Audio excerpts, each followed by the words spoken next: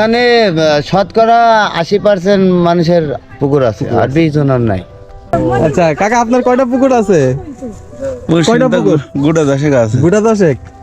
যাক, এখানকার মানুষের একটাই তো নির্ভরযোগ্য পেশা, যেটা হচ্ছে মাছ চাষ। সবারই প্রত্যেকটা মানুষেরই একটা করে পুকুর আছে দেখলাম। মাছ চাষ করে এখানকার মানুষ কি এর আগে লাভ হয়েছে, এখন আর লাভ হয়েছে না।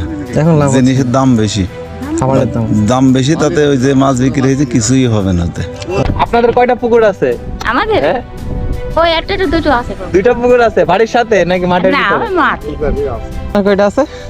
আমার ওই লিজা করি দুইটো মতো। মানে এখানকার প্রত্যেকটা ফসলি জমি তো পুকুর করা আছে। হ্যাঁ বাবু, কাটা। আর বলো। আবাদি জমি এই যে সবগুলো সব দেখছেন, ধান, ওগুলো হচ্ছে কত সব ধান বাইর হয়েছে। গ্রামের, ওই গ্রামের এই গ্রামের।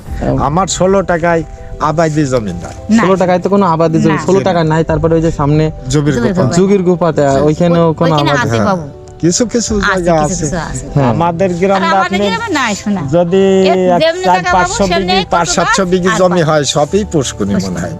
যদি 1000 বিঘি জমি থাকে 16 টাকায়, হ্যাঁ। তো 1000 বিঘি প্রায় পুষ্কুনি দেওয়া হয় না। এটা তো যেটা দেখলাম প্রত্যেকটা বাড়ির আনাচে কানাচে শুধু পুকুর আর বাবু, পুকুর। খালি পানি, শোনা, খালি পানি। আচ্ছা, যখন আপনার এই পানি বৃষ্টির বর্ষার সময় হয় বাবা, তখন আমার কি হয়? মরণ। না, ওই কিছু কিছু জায়গা আপনার ভাটায় দেখা যাচ্ছে, কিছু কিছু জমি বাবরেডা আপনার হয়েছে নিচু, সেইগুলো ভাটে ফাটে যায়।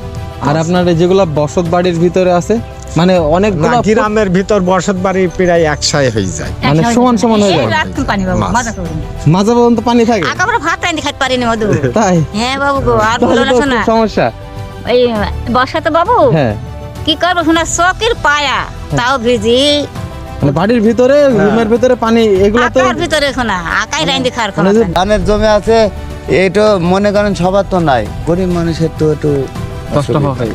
তাছাড়া ইনশাল্লাহ প্রত্যেক বাড়িতে গরু আছে, ছাগল আছে। যারা ঋণ বেশি করেছে তারা হয়তো একটু কষ্টের ভিতরে আছে, শতকরা 10% লোক একটু কষ্টের ভিতরে আছে।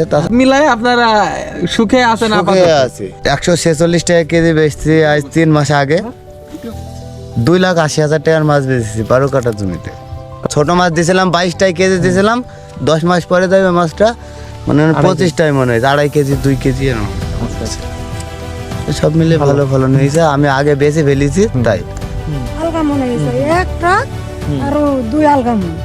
আচ্ছা। আর এখন সাদা মাছ এই ঠুকু টাকা বেঁচেছে, এখন সেকলে হবে। তাহলে আপনাদের এলাকায় সবাই তো ভালো আছে, আমি তো সেটা জানতে চাচ্ছি। ভালো আছে না খারাপ আছে? এখন ভালো আছে, মাছ চাষ করে? খারাপ আছে, রুজির মালিক আল্লাহ। হ্যাঁ সত্যি পথে থাকলে হ্যাঁ। আল্লাহ বলতে যে তুমি সত্যি পথে চলো, তোমার নাকি আমি খাবার তৈরি করে আছি। হ্যাঁ।